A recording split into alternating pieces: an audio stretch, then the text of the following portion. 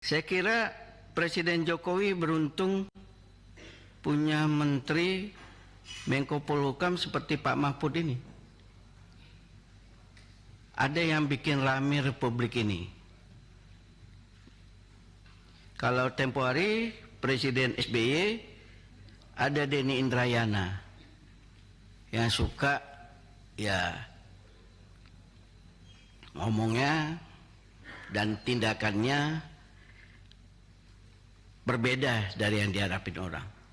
Tapi justru itu yang membuat kelihatannya ada keseriusan dari Presiden SBY untuk menegakkan hukum. Keseriusan. Hasilnya walau alam. Nah, hanya saja yang dipertanyakan orang, kenapa Pak Mahfud ngomong seperti ini setelah 3 tahun jadi Menko? Selama ini kemana aja Pak Mahfud? Termasuk pada saat yang paling krusial RUU KPK yang dianggap nadi dari pemberantasan korupsi. Hampir tidak terdengar juga suara Pak Mahfud. Jadi sehingga tidak salah juga Pak Mahfud. Orang menyampaikan ada apa dengan Pak Mahfud? Ini berangkat dari kesadaran apa Pak Mahfud lagi menari di atas panggung supaya ada yang melamar. Melamarlah. Tapi sah-sah aja Bapak Ibu kawan-kawan Komisi 3. Karena di dalam darah Pak Mahfud ini paling tidak kalau menurut saya ada 3 Pak. Akademisi, aktivis, dan politisi. Pak Mahfud ini luar biasa. Waktu melobi kita mau jadi mau jadi anggota MK, dia ngasih buku yang ditulis oleh Pak Mahfud. Saya kira Pak Beni, Pak Suding juga yang ada waktu itu ya pasti terima buku dari Pak Mahfud.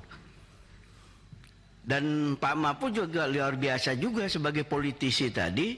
Sebelum kita geber, dia geber kita dulu.